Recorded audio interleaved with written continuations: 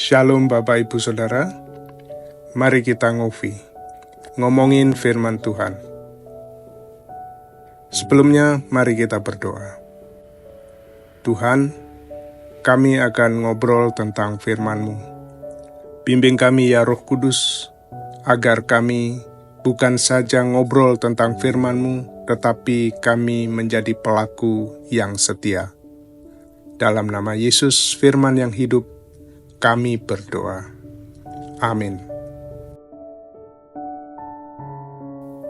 Shalom saudaraku, hari ini kita ngopi dari Galatia 5 ayat 22 sampai 25.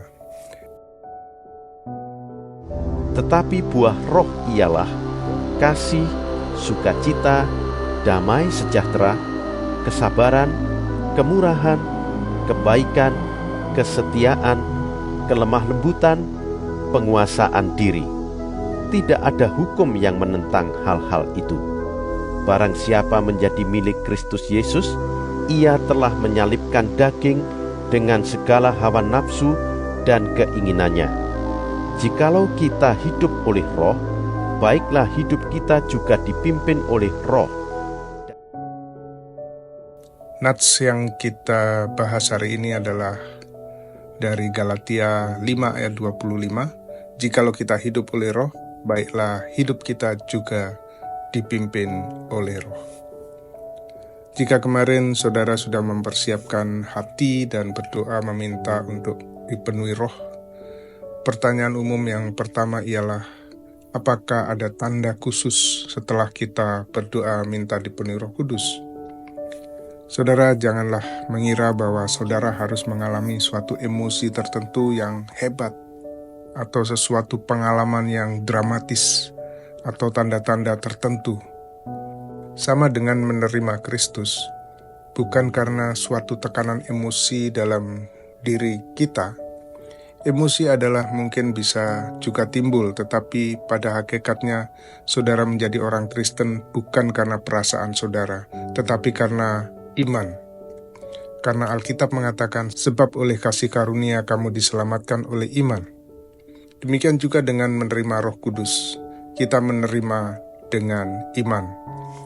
Pengalaman emosional merupakan gejala tambahan yang menyertai pernyataan iman atau suatu tindakan ketaatan. Roh Kudus tidak diberikan kepada kita supaya kita dapat memiliki pengalaman emosional yang hebat, tetapi agar kita dapat hidup di dalam pimpinannya. Hidup kudus menghasilkan buah roh dan menjadi saksi yang efektif bagi Kristus. Dengan demikian, ada atau tidaknya pengalaman emosi bukan merupakan tanda seseorang dipenuhi Roh Kudus. Seseorang dipenuhi Roh Kudus hanya karena iman. Jika saudara sudah memenuhi prosedur yang kemarin kita bahas, yaitu apakah saudara lapar dan haus akan kebenaran, mau hidup di dalam kebenaran, apakah saudara benar-benar menginginkan agar hidup saudara dipimpin dan dikuasai oleh Roh Kudus, maka ketika saudara berdoa dan menyatakan keinginan hati saudara, saudara bisa yakin bahwa Tuhan telah menjawabnya. Saudara dapat mulai dari saat ini juga memperoleh sumber kuasa yang besar daripada Roh Kudus. Dan kuasa itu tidak akan menjadi kering. Kuasa itu akan memungkinkan saudara untuk hidup kudus, memberi kuasa untuk bersaksi bagi Kristus. Ingatlah bahwa hal dipenuhi Roh Kudus itu adalah merupakan cara hidup kita. Kita diperintahkan agar selalu dipimpin oleh Roh Kudus. Dan tetaplah minta Dia untuk memimpin dan menguasai hidup saudara tiap-tiap saat. Pertanyaan kedua, bagaimana jika saya jatuh dalam dosa? Saudara benar, setelah dipenuhi Roh Kudus, maka musuh saudara adalah dunia, kedagingan, dan iblis. Ketiganya akan melawan saudara. Pencobaan dan tipu daya iblis akan berusaha menjatuhkan saudara. Dalam peperangan rohani ini, ingatlah saudara mempunyai kuasa Roh Kudus untuk menolak segala serangan iblis. Dosa bukan hanya jika saudara mencuri, membunuh, berzina, tetapi kebencian, dendam, sikap merendahkan orang lain, keserakahan, kesombongan, sumpah serapah, egois juga adalah bentuk-bentuk dosa. Jika sengaja atau tidak saudara jatuh dalam perangkapnya dan jatuh dalam dosa, apa yang harus saudara lakukan? Roh Kudus yang memimpin saudara akan menegur, mengingatkan. Jika saudara mendengar suaranya dalam hati saudara, jangan mengeraskan hati. Ibarat sebelumnya Roh Kudus bertahta dalam hati saudara, ketika saudara jatuh dalam dosa, saudara merebut kedudukannya. Yang perlu saudara lakukan adalah mengakui bahwa apa yang sudah saudara lakukan, katakan, rasakan itu salah dan tidak selaras dengan kehendak Tuhan.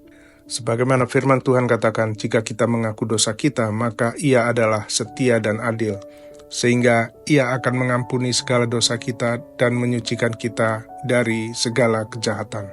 1 Yohanes 1 ayat 9. Kemudian kembali minta Roh Kudus bertahta di dalam hati saudara.